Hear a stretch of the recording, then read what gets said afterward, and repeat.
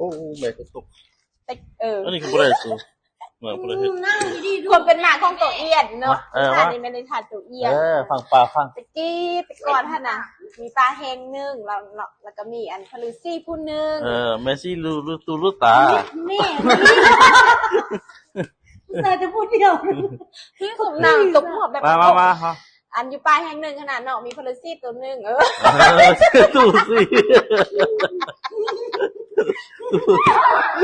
ตูซี่มีพลูซี่ตัวนึงแล้วก็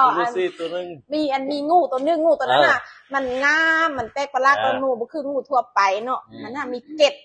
แล้วก็คือพญานาคแน่กับบ่คือนะพญานาคมีหอมสีเขียวมีหอมนี่แล้วมันบ่คืองูแท้ๆมันก็บ่คือแล้วก็บ่สั้นบ่ยาวนี่ยังแหละกับมันก็งามเป็นแป๊กก้อนหมู่เรามันท่าน่ะอาศัยอยู่อาศัยอยู่ในป่าลำน้ำพลูซี่ท่านเองเรามันน่ะคำฮู้มันน่ะฟังความพลูซี่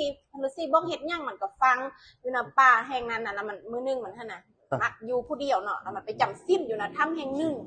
ไปจำศีลอยู่หั่นได้2 ปีแล้วมันท่าน่ะยาวขึ้นยังบ่เป็นเทื่อตัวเอียนน่ะยาวขึ้น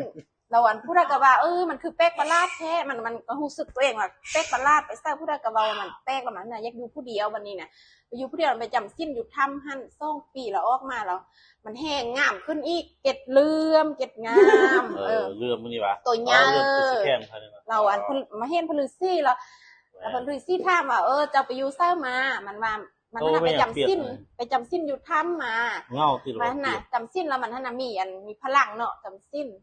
มีพลังสามารถสามารถแปลงร่างเป็นคนก็ได้เป็นสัตว์นั่นน่ะเป็นยังเป็นยังเป็นจะแปลงร่างเป็นยังก็เป็นได้นะได้มีพลังเองแล้ววันนั้นมันท่าน่ะใส่น่ะพลูซี่หั่นแล้วพลูซี่ก็หักมันแล้วมันก็หักพลูซี่มันบ่เคยนอกล็อกทางยังแหละฟังตัวบ่เฮ็ดหยังก็เฮ็ดแล้วมื้อนึงหั่นพระอินทร์อยู่ฟ้าน่ะจะลงมาอยู่เทวดาอะไรเนาะลงมากวดเบิ่งน่ะปลาแห่งนั้นน่ะว่าพลูซี่น่ะคุ้มปลาเข็ดนั้นน่ะเป็นแนวได้ลงมาเบิ่งเราตรงงูอันที่งามก้อนหมูน่ะมันตื่นเต้นมันพาวันน่ะมันข้อผ่อนว่าข้อให้ข้อให้พระอินทร์หั่นน่ะข้อเทวดาหั่นน่ะอินดูมันก็เลี้ยวเบิ่งมันแล้วได้ออกมาข้างนอกอยู่ในสายตาทีนี้แล้วมันนั่นเราพระอินทร์ท่านลงมาแล้วก็พวกสัตว์ซาว่าสิ่งนะฟ้าแล้วก็พากันตอนหับอย่างดีเรียนแท้ตบมือแล้วเอียนมีเข้าบ้านแล้วมันท่านแล้วพระอินทร์ท่านเลี้ยวไปแล้วเห็นมันเนาะกินได้เนาะตามันเด็บมันเป็นตู้เป็นตู้หมูที่ใหญ่แล้วก็งามนะงามก้อนหมูแล้วถ้าพลูซี่ว่ามันนี่มันผ้าดีบอดี้สิเน่แล้วพลูซี่ก็ว่านี่นะมันเป็นงูมีอย่างแบบมันเป็นสัตว์ประหลาดแบบจิเมนแล้วได้จิเมนงูกับโบเมนพญานาคกับโบเมนอยู่บกก็ได้อยู่หน้าน้ำก็ได้สินะแล้วก็ฟังควมแล้วมันพระอินทร์เลยแต่งตังให้ตัวงูตัวนั้นฮะน่ะสวยพลูซี่สวยพลูซี่ดูแลป่าแห่งนั้นฮั่นเบิ่งแห่งอยู่เย็นเป็นสุขเนาะความสงบสุขนะป่าแห่งนั้นมันจะอาบน้ำเอามาเสี่ยมแล้วมันก็ดีใจที่อันเทวดาน่ะไว้เนื้อเสื้อเจ้ามันแล้วก็ได้ว่าสามารถให้มันเป็นอันเจ้าของอีกผู้นึงสวยพลูซี่หั่นแล้ววันนี้มันก็ลงตัวเองว่าตัวเองมีอิทธิพลนี่กับไปจำสิ้นมันก็มีฤทธิ์มีเดชนี่สามารถแปลงกายเป็นคนก็ได้จะเป็นตัวสร้างก็เป็นได้ขี้โมขี้อ้วนนิดนึงบันนี้นะเราเพิ่นก็เป็นเจ้าป่าอีกผู้นึงเราเที่ยวโลกเที่ยวอันนั้นป่าแห่งนั้นนั่นแหละมันมักผู้สาว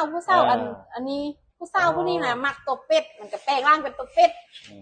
ผู้สาวอันนี้มักตัวไก่มันก็แปลงร่างตัวไก่ผู้สาวอันนี้มักตัวควายมันก็แปลงร่างเป็นควายแล้ววันนี้นะผู้สาวนะปลาแห่งนั้นนะสัตว์เนี่ยผิดกันสร้างความวุ่นวายเข้าผู้นี้กับว่าพวกผู้นี้กับว่าพวกผู้นี้ตีกันสร้างความวุ่นวายแล้วเขาไปหอดหู้พลูซี่แล้วพลูซี่ละมันมาเว้าให้ว่าบ่ต้องเฮ็ดแบบนี้มันบ่ดี ตัวเองถ้านามีวีซ่ามีความสามารถก็ให้เซาไปทางที่ดีบ่แม่นไปตัวไปต้มคนอื่นบ่แม่นเล่ร่อนไปทั่ว